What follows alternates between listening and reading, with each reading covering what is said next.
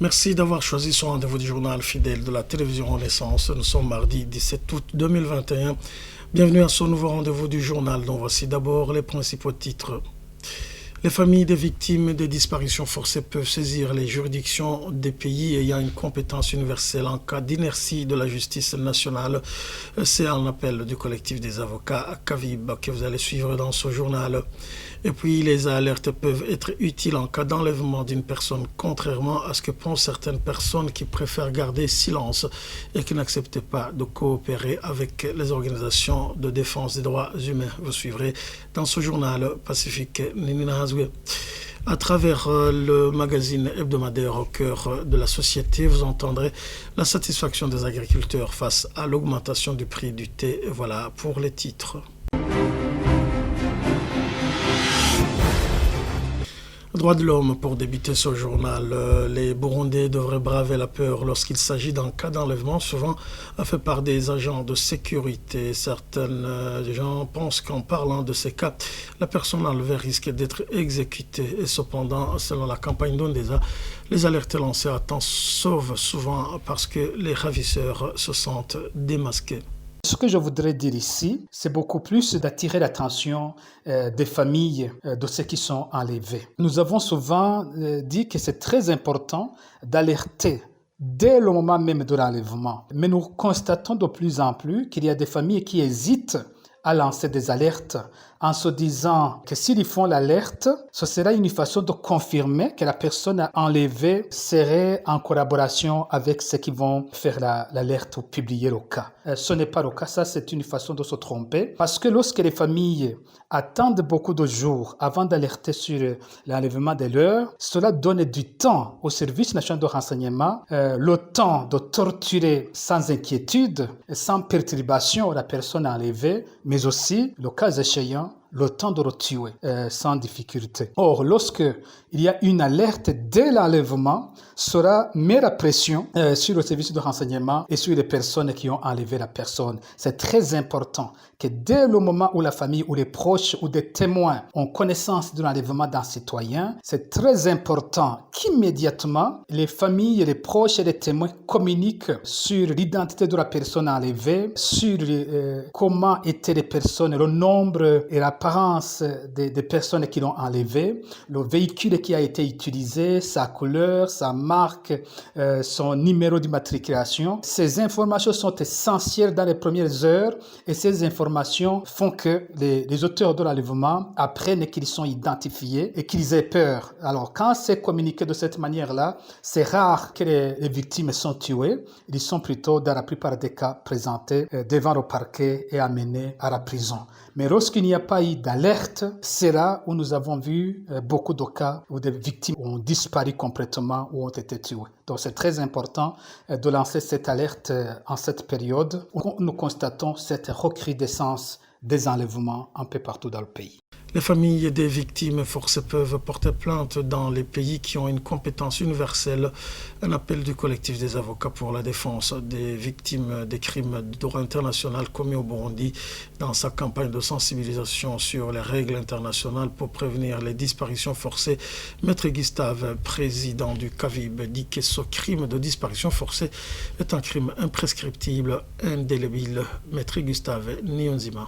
Et si l'on s'en tient aux articles 3 jusqu'à 8 de la Convention internationale pour la protection de toutes les personnes contre les disparitions forcées du 20 décembre 2006.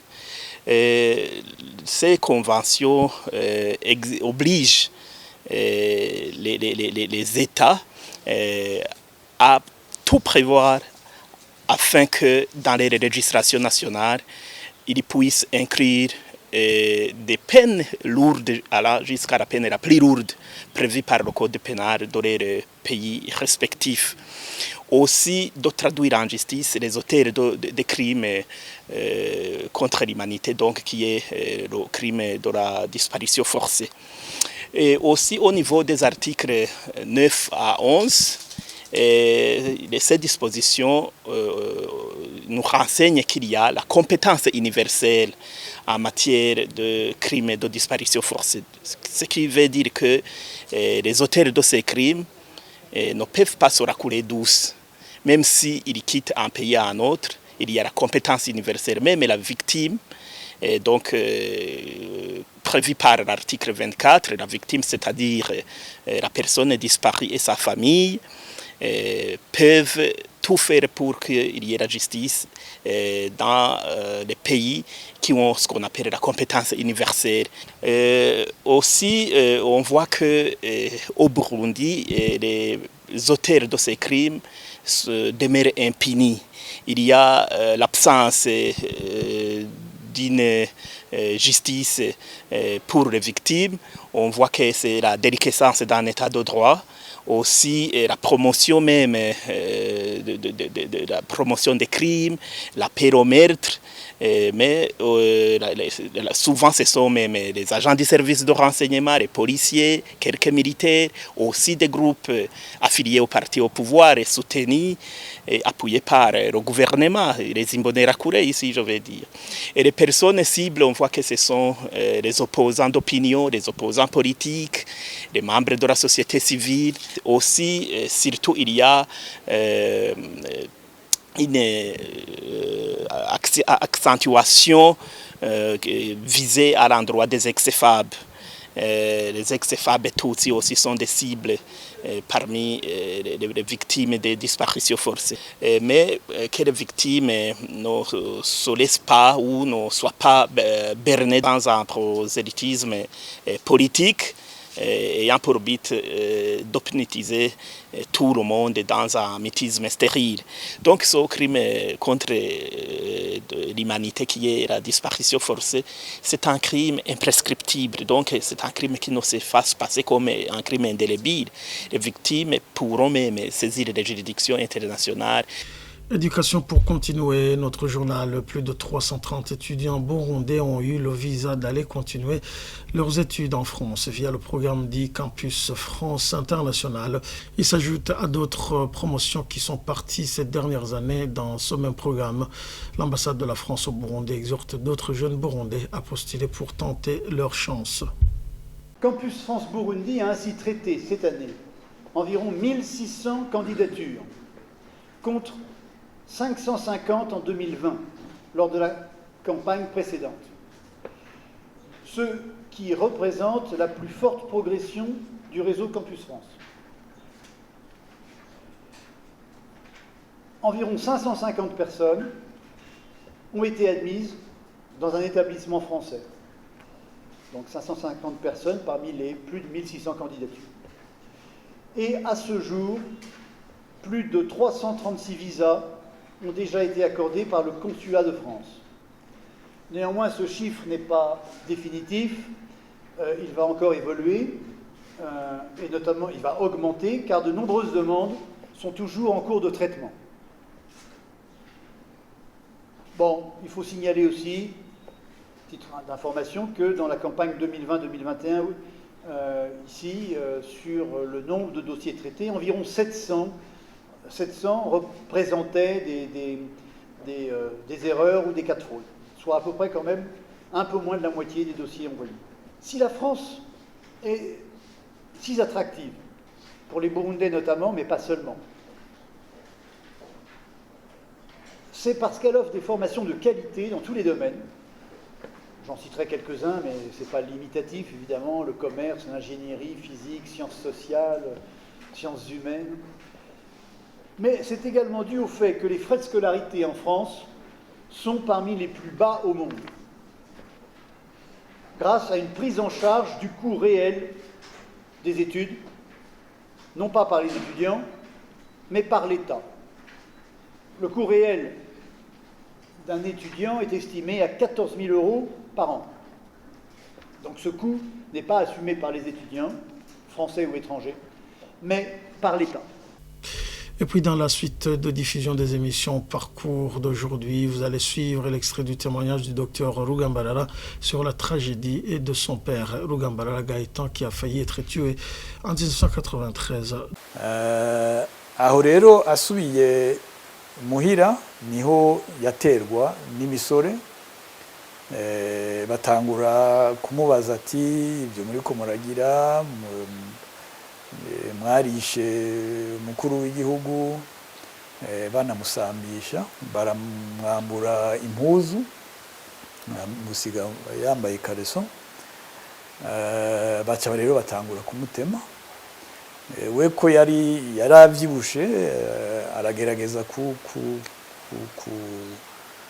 kumuhana gatoyi, bamutema ku kuboko, ko bashaka gutema ku mutwe, arakomereka ku mutwe, arakomereka ku kuboko, ukuboko kwasa n'ukwacitse, baramutema mu mugongo, acara araba.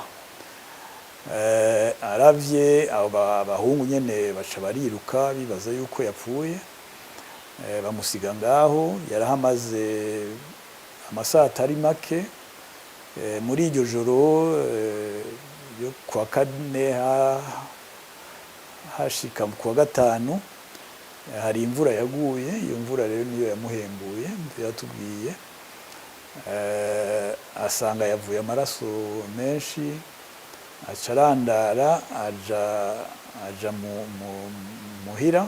N'umukozi yari ngaho ntiyari yabonye ibyabaye, uko byabaye mu kayira yacamwo inyuma y'ishure, agenda muhira. Arashika, yari umuntu yitegekanya byinshi, yari afise farumasi yiwe. Aratangura rero nawe nyine kwivura gatoyi kuri uku kuboko kw'iburyo. Hanyuma bukeye mu gitondo umukozi aragenda kubabikira inyuma y'isengero, kuko abatari bake niho bari bahungiye. Nawe rero baramwandaza, bamutwara aho abandi bari. Mugabo uko kuboko kwiwe kwari kumeze nabi cyane, kwagira gucike. Baca bafata umuduga, bamutwara mu Ruyigi kugira barabe yuko hari uwo muvura. Basanga nta na hamwe akora, ko hari habaye ubwicanyi nabwo nyine bwinshi aho mu Ruyigi. Abanyeshure bari mu Rusengo, abanyeshure b'abatutsi bari bahungiye mu Ruyigi,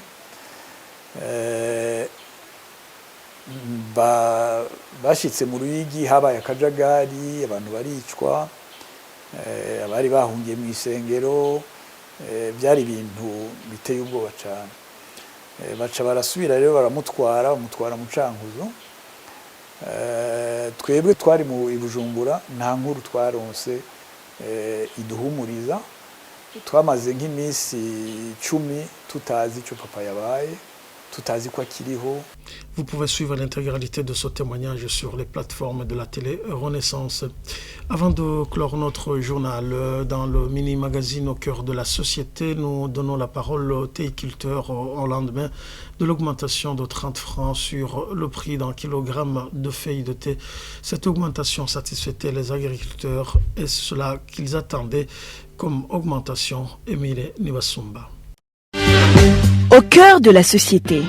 Au cœur de la société est une émission préparée en synergie par les radios Inzamba Agateka Kawe, Radio RPA Ijuya Wanyagihugu, ainsi que la radio-télévision Renaissance.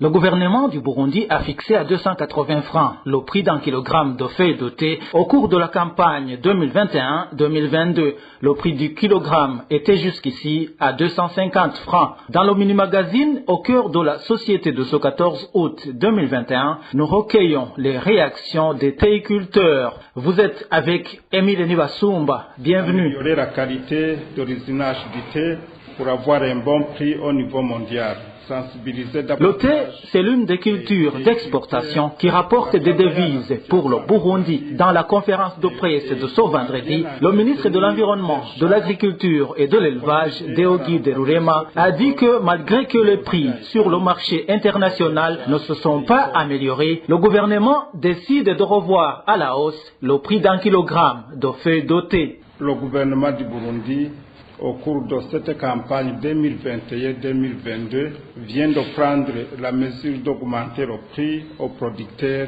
Ainsi, le prix par kilo de feuilles vertes est passé de 250 à 280 francs, soit une augmentation de 30 francs par kilo.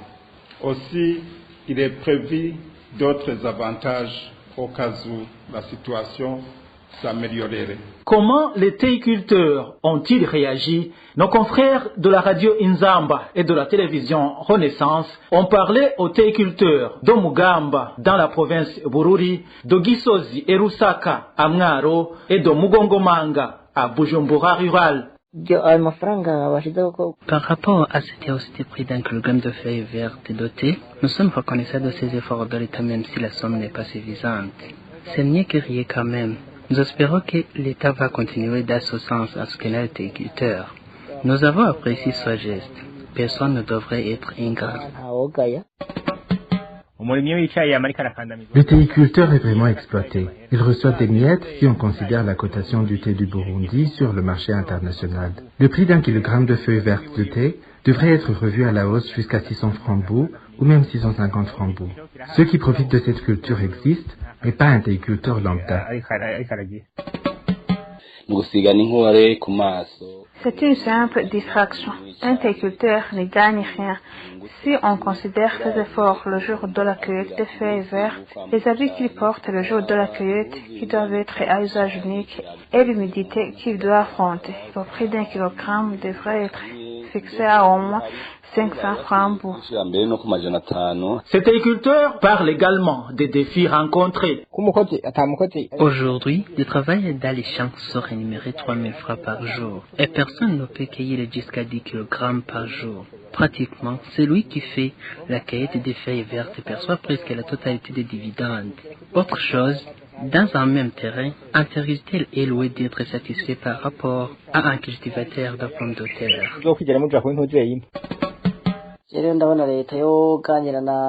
Le gouvernement devrait faire des échanges avec l'OTB pour améliorer le prix du thé, pour que les théiculteurs puissent aisément produire une grande et meilleure qualité. Les 30 francs bout ne signifient rien comparativement aux efforts des théiculteurs.